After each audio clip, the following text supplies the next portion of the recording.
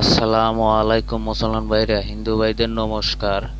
আজকে আপনাদের মাঝে নিয়ে আইছি জিন সাধনার যন্ত্র। কিভাবে যন্ত্র কাজ করলে, কিভাবে অঙ্কন করলে জিনের দেখা পাবেন, সব নিয়ম বিধি সবকিছু আমি দিয়ে দিচ্ছি, আপনারা করবেন। তো সর্বপ্রথম আমি বলতেছি, এই সাধনা করা চলাকালীন যদি কোনো ক্ষয়ক্ষতি হয়, আমি বা আমার চ্যালেঞ্জ কোনো রকমের দায়ী থাকিব না। নিজস্ব গুরুর কাছে অনুমতি লিয়া কাজ করবেন। তো চলুন নিয়মটা শুনুন, বলতেছি। সর্বপ্রথম একদমে সাদা কাপড় কিনে লিবেন 1 গজ। তারপরে কিনবেন ধূপ, তারপরে লাগবে আগরবাতি, তারপরে লাগবে একটা প্রদীপ, সরিষার তেল, এইগুলো লাগবে। আর যেদিন সাধনা করবেন সেদিন বাড়ি বন্ধন করবেন, নিজের দেহ বন্ধন করবেন, করার পরে এই সাধনা করতে যাবেন। আর এই সাধনা করার যেদিন করবেন সেদিন মাছ মাংস খাবেন না। এটা জিন সাধনের নকশা, 3 দিনের।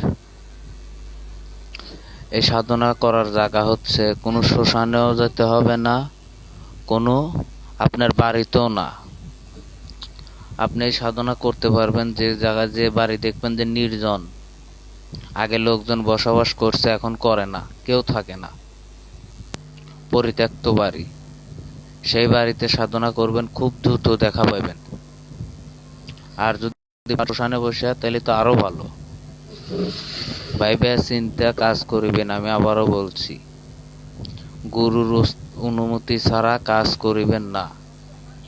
আর আমার এই ভিডিও দেখে আমার এই জিনিস প্রয়োগ করবে যদি কোনো ক্ষয়ক্ষতি হয়, আমি বা আমার চ্যালেঞ্জ কোনো রকমের দায়ী থাকিব না। তো তারপরে কি করবেন, সাদা কাপড়ের উপরে এই নকশা দিয়ে দেবো ভিডিওর শেষে, সেই নকশাটা লিখবেন, লেখা মোড়ায়া সলতে তৈরি করবেন। করার পরে ওই প্রদীপে সরিষার তেল ডাইলে দিয়া প্রদীপ ওই নকশাটা যে কাপড়ে লেখছেন সেইটা ওইখানে দিবেন, দিয়ে আগুন জ্বালায়া দিয়া সামনে দিয়ে বসবেন পূব দিকে প্রদীপের মাথা দিয়ে বসবেন। বসার পরে আপনারা একটু ফাঁকে থাকবেন। থাকার পরে আগুন জ্বালা দেওয়ার পরে আপনারা শুধু মনে মনে ভাববেন, হে জিনির বাদশাহ, আমি তোমাকে স্মরণ করছি, তুমি এসে আমাকে দেখা দাও। এইভাবে স্মরণ করবেন, যতক্ষণ ওই প্রদীপ জ্বলবে ততক্ষণ ওনে বসে থেকে স্মরণ করবেন। যদি ভাগ্য ভালো হয় প্রথম দিনই দেখা পাবেন, না হলে পরের দিন, না হলে 3 দিনের দিন শিওর দেখা পাবেন আপনি। এটা আমি বহুত লোকে দিছি, বহুত পরীক্ষিত নকশা এটা। তো সবাই ভাইবা চিন্তা কাজ করবেন, এই ছিল নিয়ম। আর এই ভিডিওর এইখানে আমি দিয়ে দিচ্ছি নকশাটা দেখে নেবেন।